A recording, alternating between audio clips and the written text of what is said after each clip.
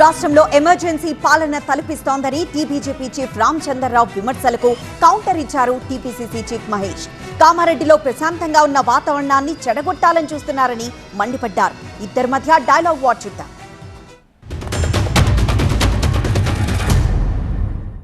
దాదాపు అందరినీ house arrest చేయడం జరిగింది.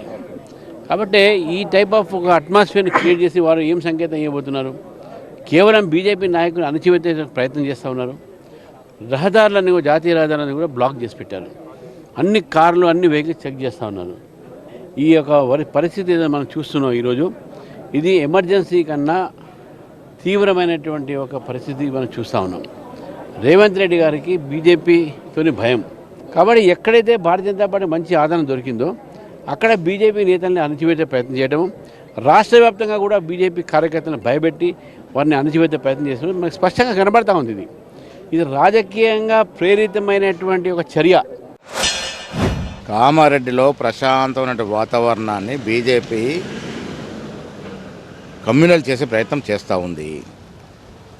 ప్రశాంతమైన వాతావరణ ఎన్నికలు జరిగినాయి, ప్రజలు తీర్పు ఇచ్చినారు. ఆ తీర్పు ప్రకారంగా చైర్మన్ ఎన్నిక జరిగింది. దాని తర్వాత వ్యక్తిగత దూషణలకు పోవడం, వారు హిందూ మతము ముస్లిం మతం అనే ఒక నినాదం తీసుకురావడం, ఎందుకు ఇవన్నీ? ప్రశాంతంగా ఉన్నాం. వెంకటరమణారెడ్డి గారు ఎమ్మెల్యే గెలిచాడు. ఎస్, ఆనాడు ప్రజల ఆదరించి గెలిచినాడు. చక్కగా పనిచేసుకోవాలి. ఇప్పుడు చిన్న చిన్న విషయాల్లోకి వెళ్ళి అనవసరంగా ప్రజల్ని ఇబ్బంది పెట్టడం మంచి పద్ధతి కాదు. అది మానుకోవాల్సిన నేతో పలుకుతా ఉన్నాను. వెంకటరమణారెడ్డి గారు మా పార్టీలో పనిచేసినటువంటి కాంగ్రెస్ నాయకుడు, తర్వాత బీజేపీ పోయినాడు. వారికి తెలియంది లేదు. అక్కడ కామారెడ్డిలో షబ్బీర్ అలీ గారు తెలియంది లేదు.